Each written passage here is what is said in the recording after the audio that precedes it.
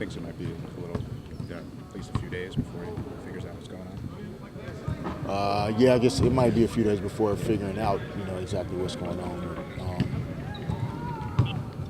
So once we get back to New York, I guess we can get an official word, but we'll see. I mean, hopefully it's not, too serious, but we'll hopefully find out in the next couple of days. Coach, what have you seen out of Alexis Shved? He got some more PT on last game and seemed to be able out there to make some plays in both positions, both the point and shooting guard positions. Yeah, I mean, we definitely see the potential in his ability to to play with our team and operate well, within our format. He's a good ball handler and a good passer, and he can get to the rim and make some plays, and he's a pretty capable shooter. So I think he's fit in quite well, and I think that'll continue to improve as time goes on. And maybe in the next day or two, if Jose's still hobbled and can't give us anything tomorrow or Saturday, there's an opportunity for Alex to get out there. Is there a fine balance of, when you bring on a new guy and sort of testing maybe what he's going to be not only in the present but in maybe the future of this team and trying to find minutes for him? Is that a fine balance for what you want to do short-term and long-term? Well, yeah, I mean, I think, we have to be smart with it from the standpoint of, guys that have been here and worked hard all season for their opportunity to get minutes, but also just, what's best for the team in that particular game. And then the third part of it, not wanting to put that player in a bad position where he's out there and it looks like he doesn't quite know what he's supposed to do, and that's going to impact his performance. So I think it's a combination of those things, and you just try to find the best balance you can. There was a big film session. I mean, were you looking at that late third quarter, fourth quarter, and what happened? No, we actually left that part off. We did not want to relive that part for today. I think guys, remember pretty well kind of what happened, but, we just talked about the tendency is to just look at the part where the separation happened and not look at all the things that, led up to that point. And, so we looked at some of the things, first through third quarter that kind of set the table for them to go on the run that they did to start that fourth quarter. It's basically it's a 1-point game with 2 minutes and 40 seconds to go in the third quarter. And we're down 8 to start the fourth, which is nothing in the NBA with 12 minutes to go. And 2 possessions, bang, bang, and it's 86-72. And, at that point, our guys they didn't feel like, we could get back and get it done, and just kind of kept snowballing from there. Expect Shane to be back tomorrow. We'll see if he survives today. As you can see, we're definitely testing him out, making sure that he's ready to get out there and compete at a high level. But we may not have a choice, depending on how Jose wakes up tomorrow. Detroit really turned it around after they traded or cut Josh Smith. Like Greg Monroe all of a sudden started playing.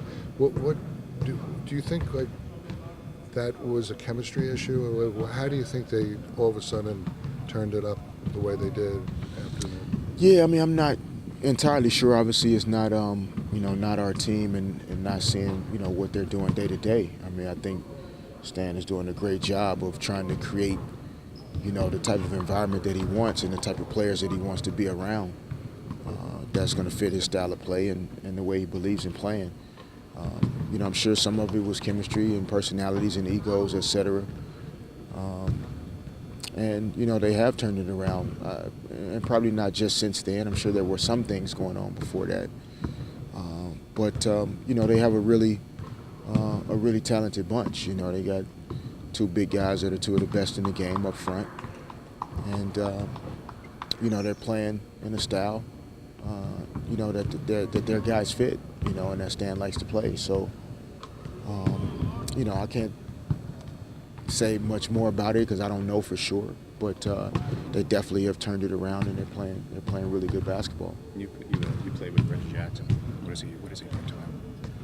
Well, Reggie just gives them a guy that in particular losing Brandon Jennings earlier in the season, a guy that's embraces being in the big moments and is kind of fearless from the standpoint of taking shots and making plays, and doesn't get too caught up in his mistakes, and he has the confidence and kind of the swagger of a main guy that you need out there a lot of nights. And Reggie possesses a lot of those qualities, and it looks like the Pistons are going to have a chance at least to be in the playoffs if they keep playing well. And if so, having a guy like Reggie is going to work well for them. Do you think, like all the time that Russell Westbrook missed, helped kind of accelerate Jackson's?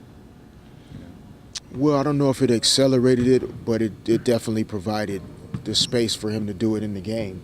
I think that we would have eventually seen what he's doing at some point, but the injuries to Russell over the last couple of years just kind of created a space where he was able to get into the game and show a lot of the things he's capable of doing, and he made the most of his opportunity. And that's what we're trying to get our guys to understand with our group, is that injuries and setbacks, and even in a tough season, if you take some ownership in who you are and what you're trying to become, this is an opportunity to show people that you can play at a certain level. So don't waste these games and waste this chance to do so. When we were out in Oklahoma, Reggie said that you taught him a good couple of things while you were together. Do you have anything that you remember that you were able to guide Reggie in?